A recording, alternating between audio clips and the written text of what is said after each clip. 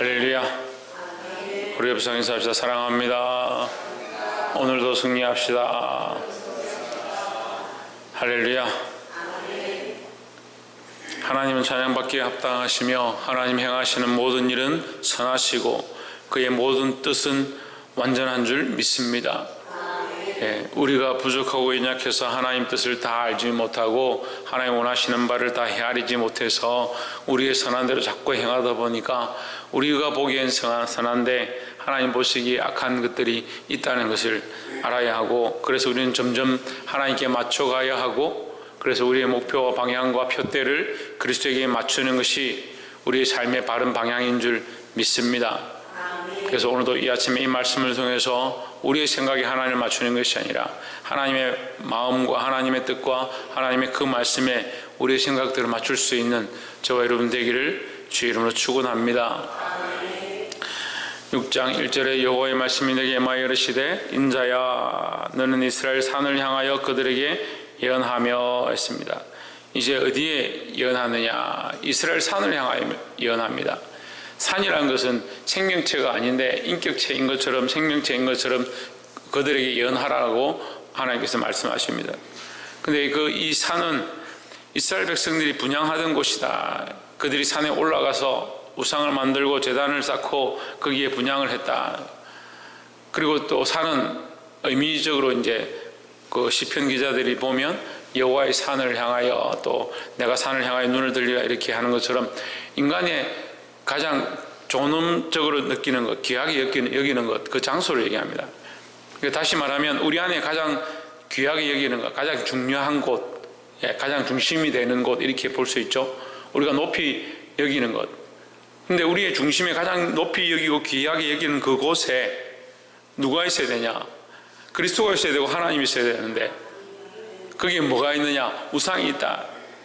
너희의 삶에 가장 귀하게 여기고 가장 중요하게 여겨야 될 그곳, 가장 섬겨야 될 그곳에 너희는 왜 우상을 만들었느냐? 이 얘기를 하는 겁니다. 그러니까 예루살렘과 그들이 모여서 예루살렘에 모여서 제사를 드린다고 하나님 앞에 제물을 들고 오고 하나님 앞에 절기마다 나와서 자기들의 죄를 위하여 번제를 바치고 있는데 이것이 계속 반복되어지고 습관처럼 되어지고 결국 하나님은 없어지고 형식만 남아있는, 예배의 틀만 남아있는, 사람들이 보는 그 규범과 규례와 껍데기만 남아있는. 그래서 심지어는 하나님께서 이사야서 말씀과 에레미야서 말씀을 시작하실 때에 내 앞에서 제사를 거쳐라. 내가 이제 더 이상 피비린내를 맡고 싶지 않다.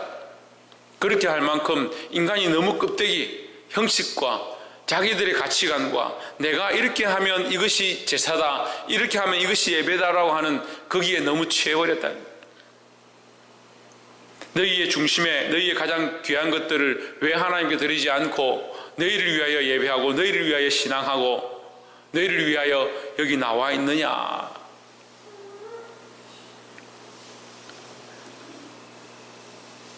제가 학교 다닐 때 친구들이 보면 교회 안 다니는 친구들, 예수 안 믿는 친구들도 이 교회 노래, 복음송이나 찬송가를 좋아하는 친구들 많이 봤습니다.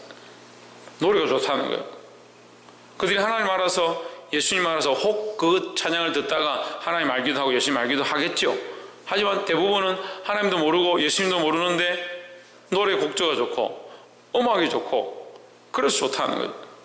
근데 믿는 사람들 중에도 하나님을 사랑해서 이 노래를 부르고 하나님 사랑해서 말씀 보는 게 아니고 예배를 하나님 만나고 하나님과 교제하고 성령의 인도하심 앞에 나오는 것이 아니고 그 간절함이 우리 중심에 있는 것이 아니고 그걸 잊어버리고 자꾸 형식에 매이고 사람에 매이고 세워진 자를 보고 말씀을 전하는 목사에게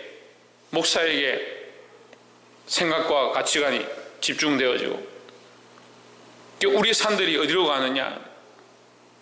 우리의 산들이 여호와께를 향해야 하고 하나님만 바라보는 예배로 나의 중심이 하나님께 드려져야 한다는 겁니다. 이것이 이스라엘의 죄라는 거예요. 3절에 이르기를 이스라엘 산들아 주의 여호와의 말씀을 들으라. 주의 여호와께서 산과 작은 산과 시내와 골짜기에 대하여 말씀하시기를 나 곧 내가 칼로 너희에게 임하게 하여 너희 산당을 멸하리니 했습니다.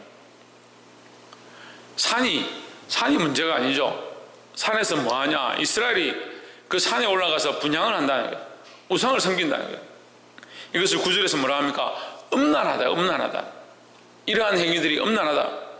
너희의 산, 너희의 중심, 너희의 가장 귀하게 여기는 것, 그 가운데 하나님과 교제하고 하나님과 만나고 하나님만 바라봐야 되는데, 다른 것들을 교제하고 다른 것들을 사랑하기 시작하니까 재물을 사랑하고 세상을 사랑하고 형식을 사랑하고 명예를 사랑하고 껍데기를 사랑하다 보니까 정말 사랑해야 될 하나님 잊어버리고 정말 바라봐야 될 예수 그리스도 잊어버리고, 십자가는 증거 같은데 껍데기만 있는, 신앙생활 하긴 하는데 껍데기만 있는,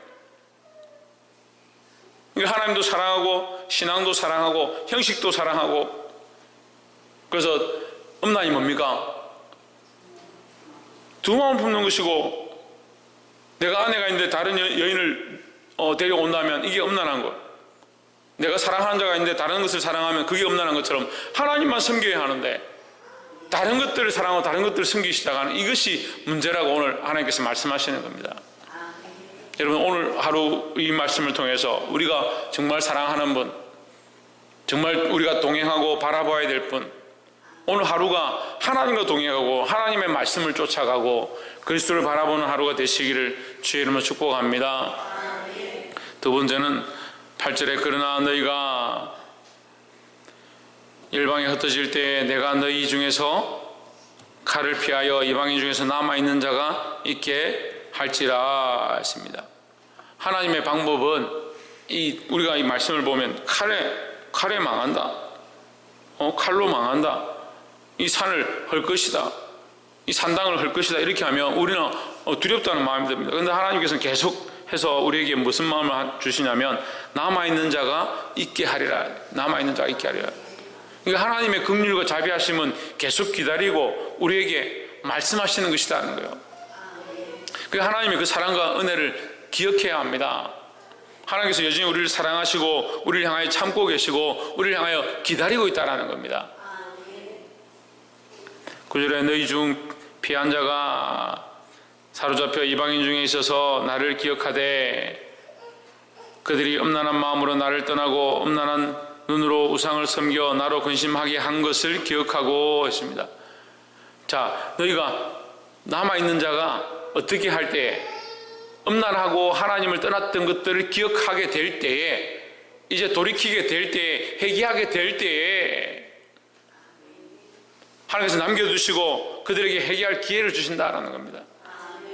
사랑하는 성도 여러분, 우리가 하나님의 이 은혜, 하나님께서 우리를 남겨두시고 기회를 주시고 또한 회개하게 하시는 이것이 하나님의 은혜인 줄 믿습니다.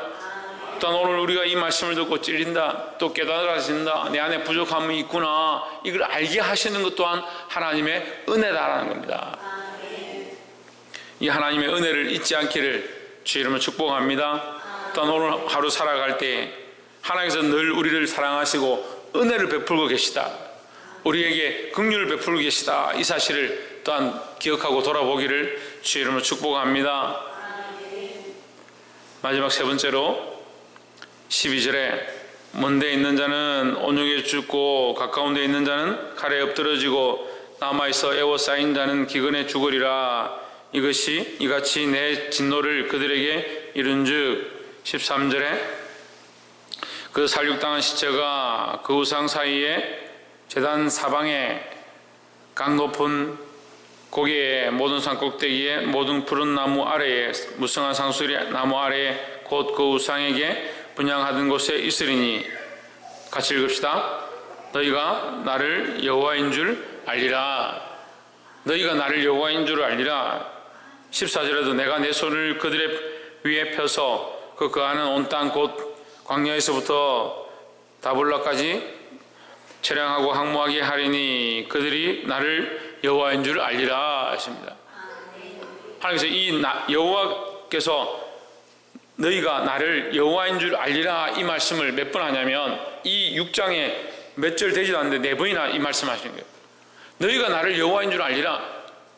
하나님, 그러면 하나님 마음이 뭐냐? 하나님을 알기 원한다는 거죠. 우리가 말씀을 읽었는데 하나님을 모르겠고 말씀에 좋은 교훈을 알겠다, 이 문제입니다. 그 문제죠. 아까도 처음에 얘기했는데 찬양을 불렀는데 하나님 만나지 못하고 하나님 마음은 잘 모르겠고 노래는 좋다, 그 문제입니다. 기도를 실컷 했는데 하나님 원하신 뜻은 잘 모르겠고 내가 하고 싶은 기도는 실컷 했으니까 속은 시원하다. 이거 문제입니다. 뭘 알아야 되냐? 하나님을 알아야 됩니다.